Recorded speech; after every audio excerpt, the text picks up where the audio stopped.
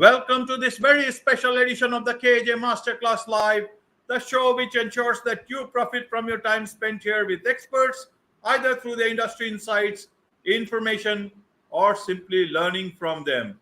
And today we have Gregory Birch, President of Delta Financial.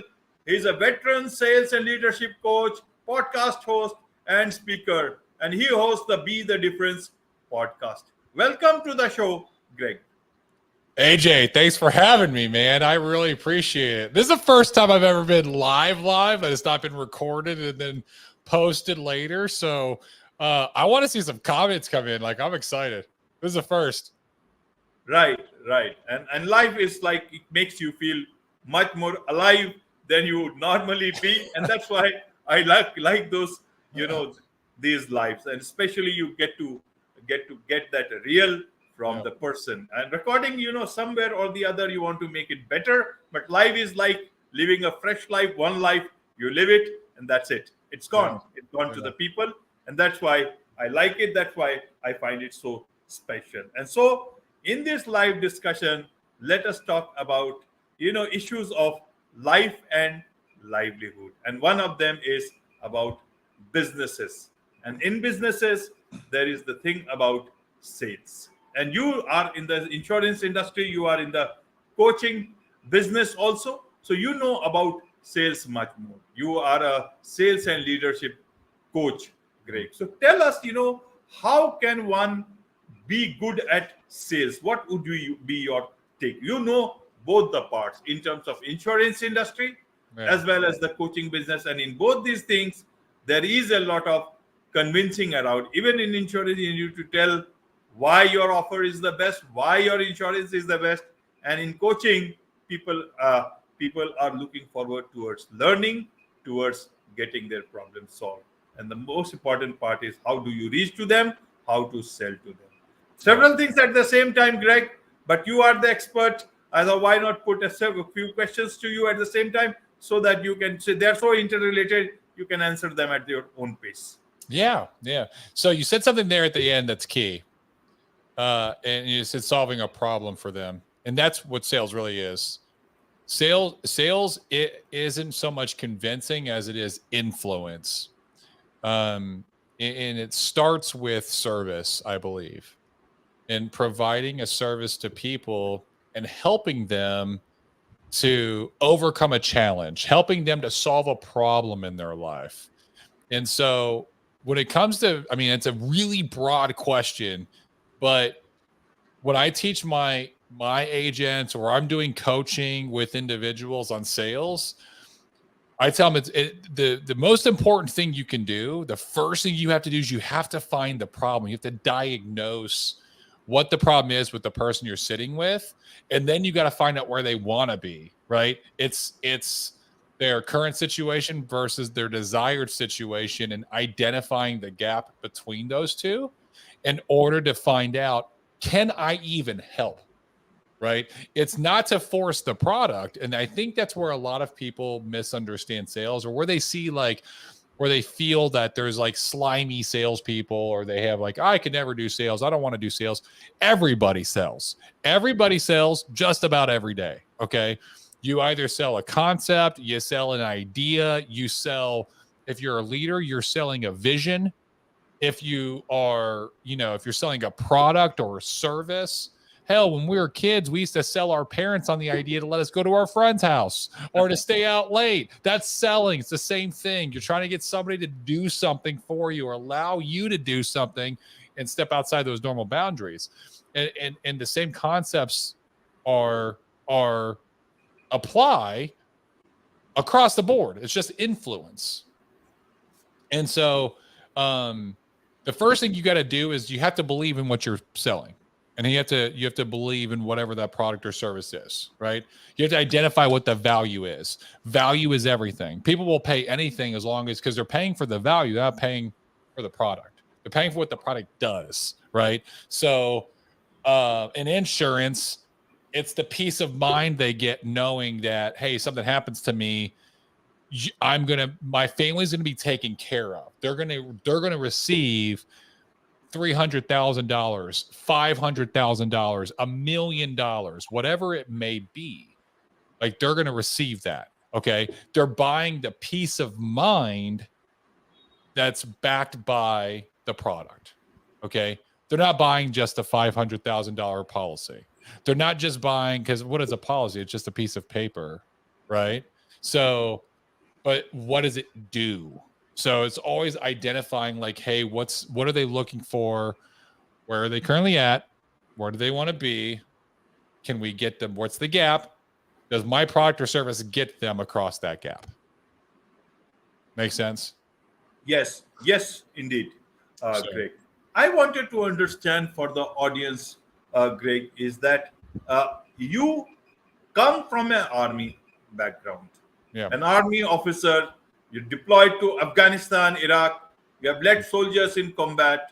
You've got a Bronze Star Medal for your actions, And then when you come towards this side of life, then this selling is a very difficult thing. Now, a lot of people who are into business line, into sales line, even they are hesitant towards, learning how to make that sell. And what about you coming from a armed forces background who comes into the civilian life, if I may say so, and then you have to talk about selling something which you have not done before. Yeah. So how did you get started? Why I ask this is so that people can learn. If Greg can do it, who has no experience of talking about making a sell, but something else, and here is somebody who has got that necessary background, still is not able to come out of those feelings of how exactly to, what would you tell them through your own experience? Yeah, that's a great question, AJ. So coming out of the military, you're right. I didn't have any sales experience. I did, however, have a certain amount of discipline and a certain amount of a certain mindset. Coming out of the military and the training that I had, it's almost like a double-edged sword. It's like on one side, I have this mindset that, this is going to be easy, right? I'm like, I can do anything kind of thing. Like I went to Iraq, I went to Afghanistan, I've led soldiers in combat, this, that, the other. So I'm willing to throw myself into anything without a lot of hesitation. And I think that was kind of required for me to find success. However, there's a little bit of ego that's mixed into that, right? On the other end of that sword, which I felt like maybe I'm a little special, right? Like I don't have to work as hard because I've already done all this hard work to get where I'm at. I was relying on my past successes for what my future performance or my current and future performance was going to be, my future potential. And I fell on my face, to be honest. I came into sales and I sucked. I was not good. Now I initially, like I didn't have the problem with getting on the phones initially, or setting appointments or prospecting or, but I wouldn't have the best appointments. I'm a pretty large guy. I'm 6'7", and right now I'm 230. Then I was 250. So I'm a big guy. So I'm a presence when I walk in. Like I would go to clients' houses, right? And I would show up and they're like, holy crap, like you're really big. And I always get, everywhere I go, I get it. Like I'm used to it. And the first thing is always, hey, do you play basketball? Now they ask me, do I play football? And, I'm usually like, no, do you play miniature golf? Like, and then they laugh. And then I go inside and we're having a conversation. So I was able to rely on my size and my stature and kind of like a humor and breaking walls down. But I didn't sell a ton. I did sell. I was successful. I just wasn't that great. And I think it was the consistency. It was thinking that I was disciplined when I wasn't being disciplined, following certain structures and following like the basics of sales. And so, what I found, and I think this is true for everybody when it comes to being an entrepreneur. Okay. I don't think that everyone can do it. I think anybody could potentially do it. Like, there's no action there that's like, if we were to break down the actions in the most purest form, there's no actions that like anybody couldn't do, right? But it's really the mindset of and the uncertainty that like if you do it, is it really going to work? And pushing past that, it's the failure that's associated with sales, entrepreneurship, small business owner, etc., working for yourself, however you want to term it. It's that failure that's associated with it. Like, you're not gonna have a 90% closing ratio when you start in sales. It's not going to happen. I don't care who you are. And I have interviewed and I've talked to a lot of different salespeople. I've built a sales team. I've had those people that come on and be like, I could sell ice and Eskimo. And I'm like, dude, as soon as you say that to me, I don't want to talk to you because you're cocky. You think you know it all. You have an ego. You're not a team player. That tells me so much. It tells me so much negative about you. Like that you're not a good salesperson. Being as a good salesperson isn't about being good at sales. It's about just being a good human being. It's about being an exceptional human being. You just happen to also do sales, right? Which are just very basic fundamentals and following those, being humble, etc. But all this is to say is I think that everybody has that moment in time when it comes in sales, when they're first starting off, that they go through a lot of failure, and they have to go through that failure to finally hit like a point of like no return where they commit, or they're like, either A, this isn't working out for me and I can't do this anymore, and they leave. And then there's the people that are like, I don't care. Like, I'm making this work. There's people that are in this industry, that are in sales, that are doing whatever, that are finding success. So obviously I'm doing something wrong, because if they can do it, I can do it. And there's that moment of time when you commit. And when you commit, everything changes. There's a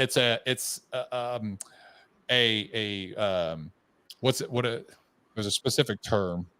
It's a bell curve, right? It's like slow growth, slow growth, slow growth. And you don't realize you're growing. It feels like you're actually going backwards, right? Slow growth, and then it explodes out of nowhere. And it's that commitment piece, because you have failed so much that you finally realize that, like, I'm willing to do anything. I'm going to make this work. And it took me a year. It took me a year of failing, of like barely making money. I was not making enough to survive. I was going more into debt. I was eating ramen. I was like, and this is me coming out of the military as an officer, and I was making good money. Like, I was fine. Came into sales, started sucking, got into debt. It was terrible, but I was not willing to quit. That was not an option for me. And when you get to that point, some people are faster. Some people it takes them 3 months or 6 months or whatever. And some people, they're just not willing to go that far. They're not willing to see how far they can go. They're not willing to truly put their back against the wall, where they're like, all right, there's nowhere else to go. I can only go forward now, because it's scary. There's a lot of anxiety. And I think that's where I kind of settle on. You can't, like, or not everybody can do this, and that's fine. It's okay. Because I don't want everyone to be like, well, I can make a lot of money in sales. I mean, you can, but you're going to sacrifice, and it's going to be difficult. So I hope that answers the question. Yes, indeed. And I'm trying to, absorb that as much as possible. So along this journey, in the insurance industry, as well as, coaching businesses, both are, products of different kind. One, service, if I may say so. What have you realized, Greg, is that what is the most important ingredient in terms of sales? What do customers or your clients, your students, what is it that they look for when somebody is making that sale? Is it that it is solving their problem? Is it about trust? Because in insurance, you don't consume that outcome immediately. It's when you are in the most of difficult times, you repose that trust in that person, that this is what somebody is giving me, and at a very difficult time, this won't leave me in the lurch. So that is the trust part. What is your learning? What is it that people look for when somebody is trying to make that sale? Is it about trust? Is it about product? What should salespeople focus on when they are reaching out, especially with services like insurance and even about coaching offers? Sales is all know, like, and trust. So they have to, and the concept behind this is they don't care who you are until they know that you care. So it's a reciprocity. You can look at almost any industry that has any kind of sales, and you can see where reciprocity is used very effectively to force the sale along further, right? For instance, if you're at a restaurant, and restaurants that leave a mint or a candy with the receipt, it raises the tip by like 15%. If you then what they would have, like an additional 15% on top of whatever there was. If you put two candies, right? If there's a husband and a wife or a couple, then that 15% becomes like 20%. But there was a study that showed if there was one mint left and the server dropped it, turned around, started to walk away, stopped, turned back and gave another mint, since there's two people there, it doubled the tip. Just from that, because they physically gave it. And when they did that, there is something within us that we feel that we have to also give back. It's reciprocity, right? So why is this important? Well, because the most important thing that you can do is show care and concern to the person and truly understand their situation. Across all cultures, human beings want to be understood, period. Everybody wants to be understood. So taking the time to stop, and I have my insurance agents, and when I do coaching calls with people that are doing sales, spend less time talking about you, talking about how you can help, talking about your professional certifications, talking about any of that shit, because they don't care. They care about their situation.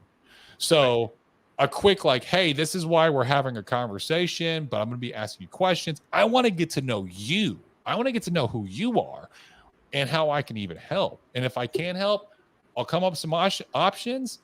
And if you like it, awesome. We're stuck. We're stuck together. If not, no worries, right? And then once I have that conversation, then it's just question. Open-ended questions to start with what and how, to get them to draw out. It's called the Socratic method, by the way. It's asking questions to get them, for me to understand their situation, but to also guide them through that situation so that I can get as much information as possible so that I can understand them. Now, there's a lot of different methods here, and I like to use empathy. So I repeat the things that they tell me back, so I'm showcasing that I understand them. And I usually will do like a tactical empathy piece where at the end I'll be like, hey, sounds like, after I've asked all the questions and I feel like I understand everything, hey, it sounds to me like this is your situation. And I'll repeat everything that they said to me, but I'll do it in my own words. And I do it like I'm telling a story. And I do that because stories sell, right? So what better story to tell the person I'm sitting with than their own story, right? And now I make it super emotional, and they're like, man, you understand me. And I'm like, I do. And then I say, hey, let me tell you a little bit about who I am and what I do. Now, because I've done all that on the front end, they're way more willing to listen to me. They're way more willing to take the time to say, and literally listen to every word I have to say, because I took the time to listen to them first, and they feel obliged to reciprocate. So the most important thing you can do is take yourself out of the sale. It's not about you. It's about the client. It's literally about them and determining on if you can help them and doing it in an ethical way. So like if I'm sitting with somebody and I can't help them, or if there's a better product out there, I will refer them out and say, hey, like you could do that product with me, but it's going to be 30% extra more money. Or you could go with this company and you're going to save 30%. I would my job is not to put you into something that's going to take food off the table or gas out of the car. It's just to find you and get you information. And this is honestly the best bet for you. And I don't mind doing that, because what happens is that either one of two things usually. Either A, they're like, you know what, we trust you because you told us that, and they buy it anyways. Or B, they're so pleased that I was that I was transparent and had integrity with them, that they're now giving me referrals and telling people to come talk to me because they know I'm going to be honest, and I'm an honest broker, right? So, or a combination of the both sometimes. So, it's all about the person. And there's a great quote called by Rory Vaden, which is, "It's hard to be nervous when your heart's on service." And when you're in sales, if your heart's on service, it's all about them. There's no reason to worry about, the sale, to be nervous about getting the sale, to be nervous about the product. Like, the product, people don't buy products. People buy you. People buy emotion, like the why. Why do they want it? You got to start with there. You got to start with their why. If people just bought products, then, that's, all decision making is done off of emotions. So it's done by our limbic brain. Product is data.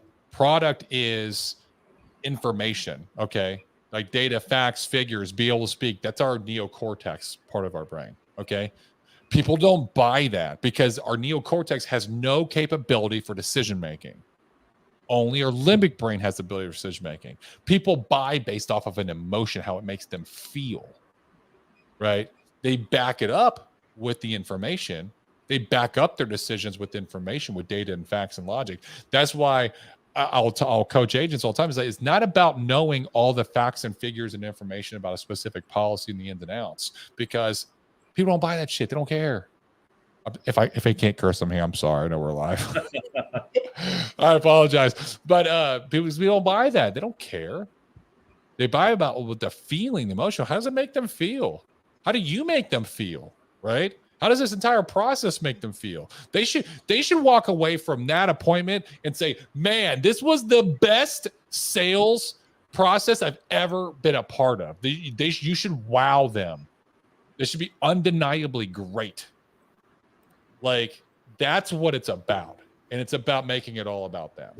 Long-winded answer. I hope that helps. No, it is perfectly all right. And it is very helpful.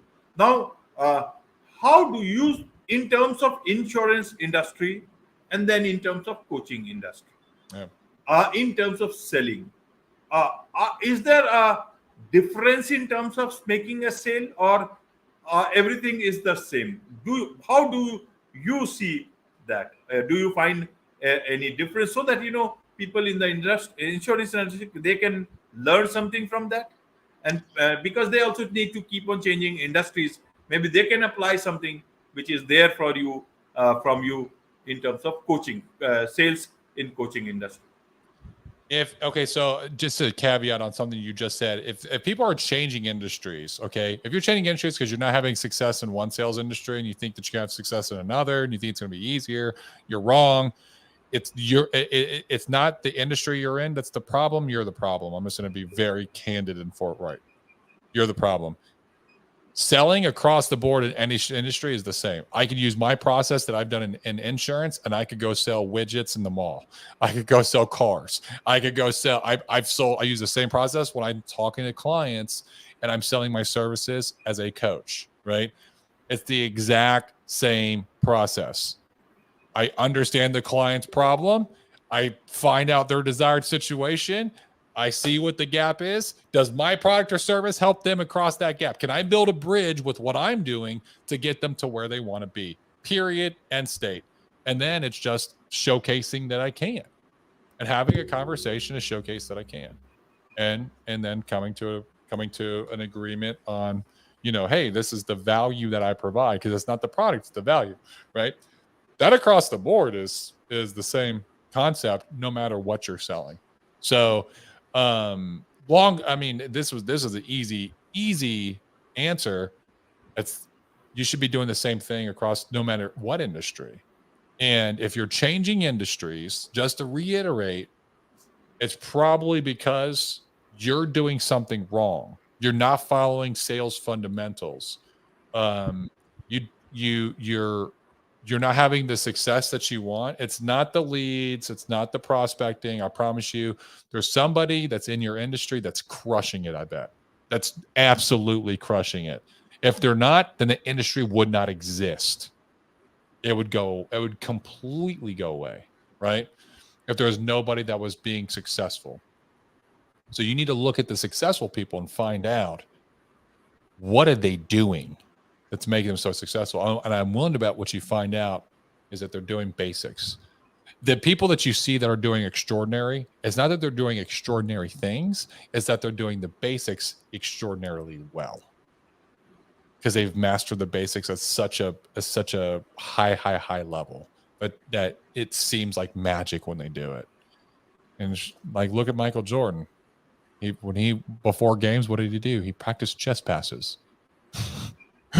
Like he practiced the basics, right? He would practice the basics and he was extraordinary. It was because the basics, that foundation of the basics mastered at that high mastery level, made everything else possible.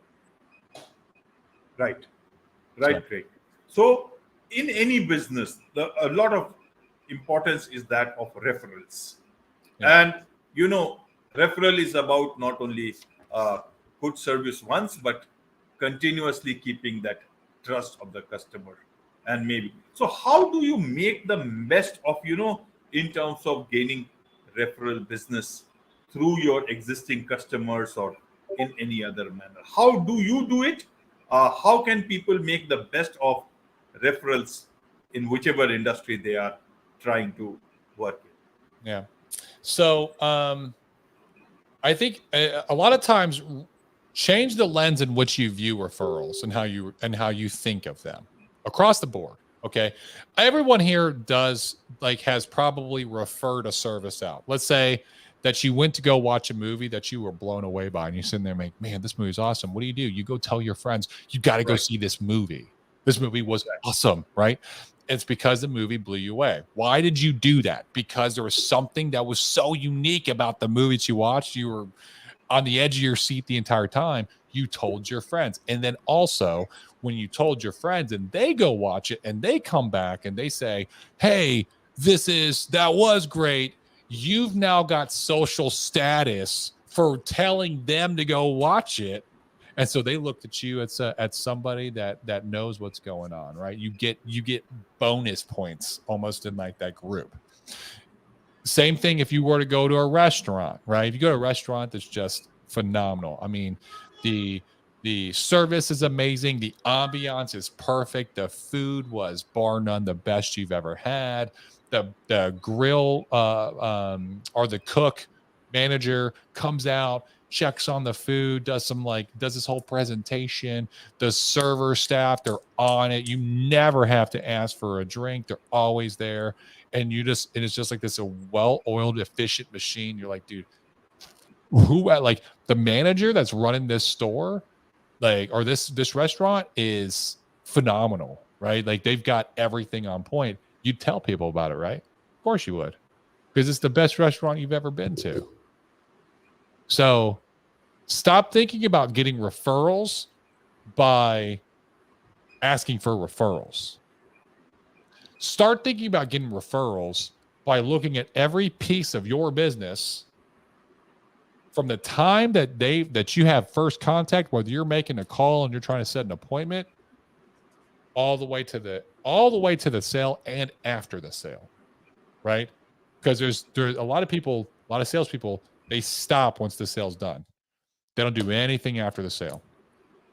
So you have to look at that entire process and you got to say, how can I make this so great, so undeniably great that people feel like stupid for not talking about it?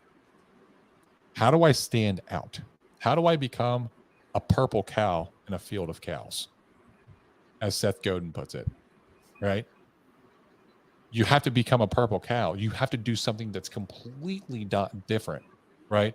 Or is such a high quality that people are like, you do all of this? And you're like, yeah, I do, because I care. right? And it's genuine because you want to be the best and you want to provide the best service, and you have care and concern for your work, right? It's not just about just getting the sale and then dipping out, right? And there's a lot of small things that you can do. There's a lot of small. I mean, like we could have this could be a whole podcast talking about this. But you know, the stuff that's inefficient, that takes time, that's the most valuable. There's value in the inefficiencies. So a good example of that is don't do pre-printed thank you cards. Those are crap. Clients are going to throw them in the garbage. It's going to happen. What would you do if you get a pre-printed thank you card? If you went and bought something from a car dealership, you bought a new car, they send you a pre-printed thank you card. What do? Do you put it on your fridge and stare at it and be like, man, I feel so great that I went to the local Matthews dealership and got this new Honda? Like you probably don't. You're just like, nope, trash, and you throw it away. But if you get a regular card that looks like it was bought like at a Hallmark, and it's got like, you know, and it's literally handwritten, and it talks specifically about you and the conversation that you and the salesperson had, and it references things, and it talks about keeping in touch, and it's very thoughtful. Oh, and by the way, they did some research on you, and they saw that your kid's birthday was coming up, and you never even talked about it, but they took the time to go look you up on Facebook and like, hey, I see your kid's birthday's coming up. How old is he turning? Looks like he's turning 5. That's so awesome. I got a 6-year-old, but what? Like, and like making those connections, they'll remember that. They'll remember that forever, right? Now you just got to keep in touch. You got to keep dripping content on your client, whether it's emails, phone calls, text messages, pieces of mail, right? Social media interaction, all kinds of things. There's just so many ways that you can do it. And on average, you want to do it once every 2 weeks. Some kind of, they got to keep top of mind, because that's when they're going to be like, man, you know, someone's going to say, hey, I'm going to go get a car. And you'd be like, oh, go to my guy. He's awesome. We'll take care of you. Right? Because you're top of mind, and they know that you're not a fly-by-night salesman. Hey, you make the sale and you disappear forever. So. Right, Greg. There is so much to learn from you. And in this podcast also, I'm sure a lot of people will learn a lot about, not just about sales, but also about trust and how actually you can lead to getting more referrals through your existing clients. And so now this is only a podcast. You have your own podcast, and so for more to learn, they have to come to you. So how do people connect with you so that both about your Delta Financial insurance industry, as well as getting coaching from you? One is that, and second part is, tell us about your podcast. It's Be the Difference podcast. What do you do there, and how can people connect with you there? Yeah, definitely. Thank you, AJ. So my podcast is called the Be the Difference podcast, and it's all about making a difference in the sales and leadership industry, with really good coaching on sales, leadership, and mindset, which are and marketing, and which are the main pillars of entrepreneurship. And so what I found was that when I came into the insurance industry and became an entrepreneur myself, is that there was not a lot of resources, and the people that I was working with, they didn't have the information. And it was just kind of like work harder, buy more leads, do more of this, do more of that, and figure it out. And so that's how I got into coaching, because when I sit down and help people, I'm very direct. I'm very like thorough in my explanation, because I've been through it. So I can talk them through like, hey, you're going to go through this, that, the other. This is how you're going to probably feel, but I want you to not focus on this. I want you to do this. And I can really be detailed in like how someone's going to overcome challenges depending upon what level they're at within their entrepreneurial journey. And I've been selling and been an entrepreneur for going on 6 years now. So quite a few years of experience. I mean, there's plenty of other people out there that have more, but I've got over a decade of leadership experience that I experienced when I was in the military, with very specific trainings, experiences overseas, coaching soldiers. I've been coaching soldiers I did it the entire time. So I wanted to make a difference. I wanted to be the difference. So you can find that on YouTube. You can just type in "Be the Difference" podcast, YouTube, Apple Podcast, Spotify. And we have guest hosts all the time, and we talk about a lot of different stuff, but it all centers around those pillars.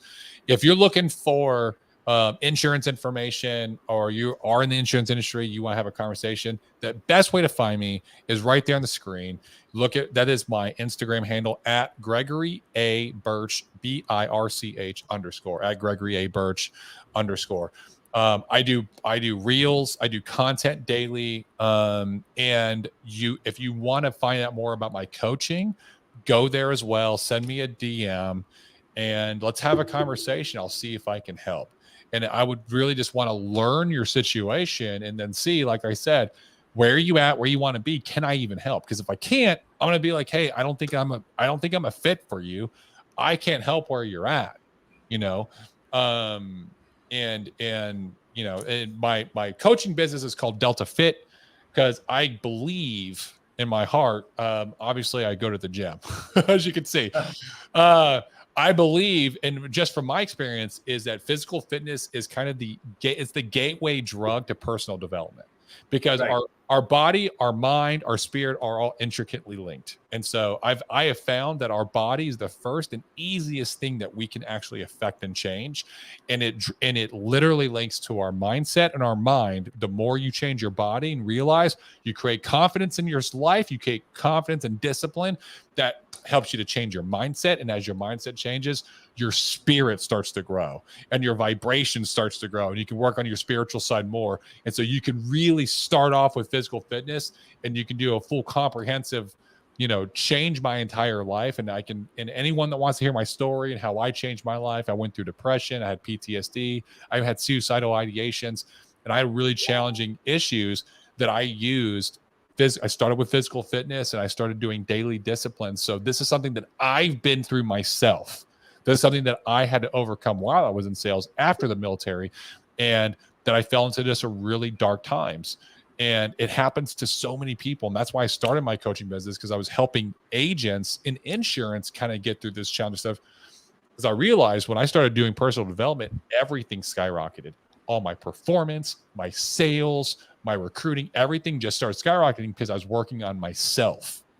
And agents were looking at me like, how are you doing this? And I was like, honestly, I'm just becoming a better person. I'm just working on me, and everything else is kind of falling in line. It's like a law of attraction, right? I literally became a different human being. And so I realized that, like, we're all suffering from the same stuff. We're all having the same issues. We all have the ssame vices and demons that haunt and plague our lives that literally keep us from achieving our greatness, our whatever we're meant to achieve, our ultimate, our highest potential.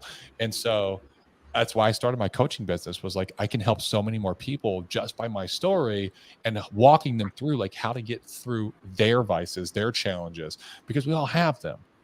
And you can simply start with some people don't start physical fitness a lot of times because they don't know what to do. I mean, they do, but they feel so uncertain. Like, what do I eat?